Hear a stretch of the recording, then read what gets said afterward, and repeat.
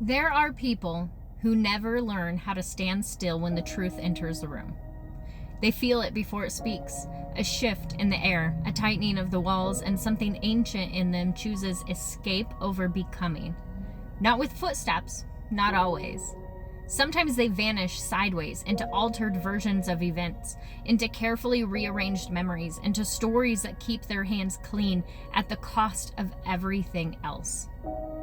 It is a quiet kind of unraveling, elegant even, until you look closely enough to see what has been abandoned to keep it intact. I think that is when the temperature changed. Not in a single moment, but slowly, like a house learning it is no longer safe to sleep in. Doors that once welcomed began to listen. Windows held their breath. Even silence felt like it was watching, because there is something more unsettling than anger. And it is the kind of absence that follows it. The kind that does not resolve, the kind that does not speak plainly, the kind that leaves you wondering what shape it might take next. I have learned that fear is not always loud.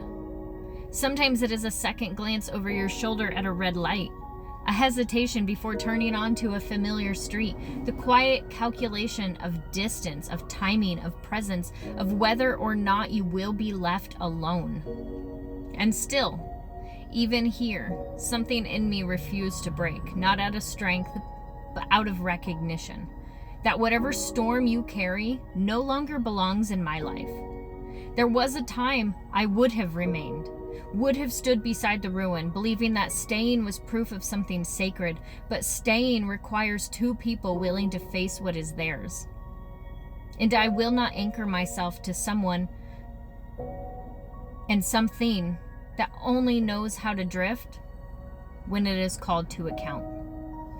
So, I have become quiet in a different way. Not silence, never that. But deliberate, measured.